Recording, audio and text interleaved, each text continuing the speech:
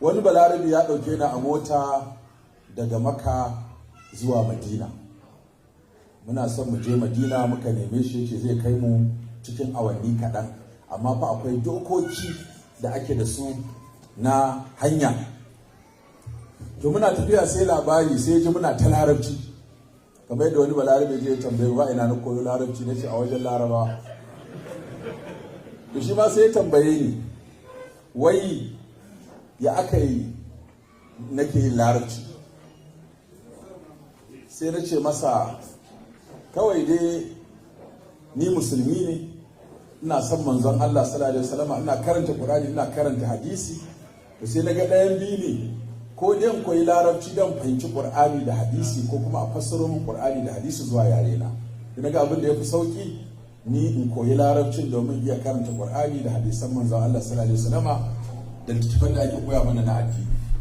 Sai ce amma akwai wani abu da nake so kai kuma tambaye ka.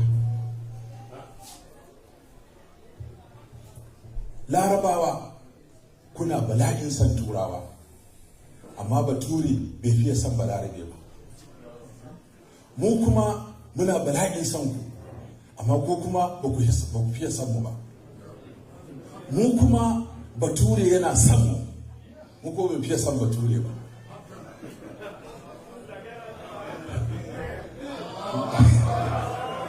Na ce irin gudunmawa da taimako da Turawa suke kaiwa Afirka domin yaƙi da cututtuka, yaƙi da abubuwa da dama, amma da an ce wa mutum Bature ne ya kawo komai kyan abin, komai alherinsa sai ka ga ana gudunsa.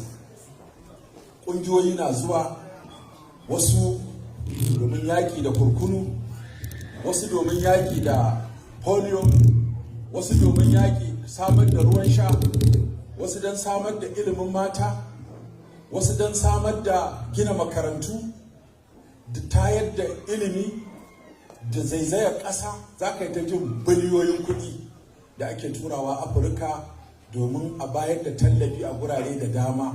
Wasu je su yi aikin ido, wasu su je su ɗinke ma waɗanda suka samu larurar baki abin nan gashi nan dai, amma da an ce na Bature ne sai ga mutum yana baya da shi komai alherinsa.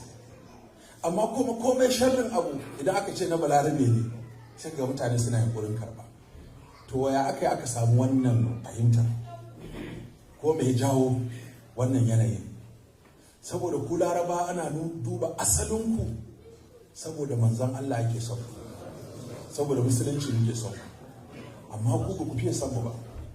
Su kuma waɗancan muna duba tarihi cewa su suka yi mana mulkin mallaka, saboda haka shi yasa ko me suka kawo mai kyau sai mu dinga gudunsa muna baya da shi.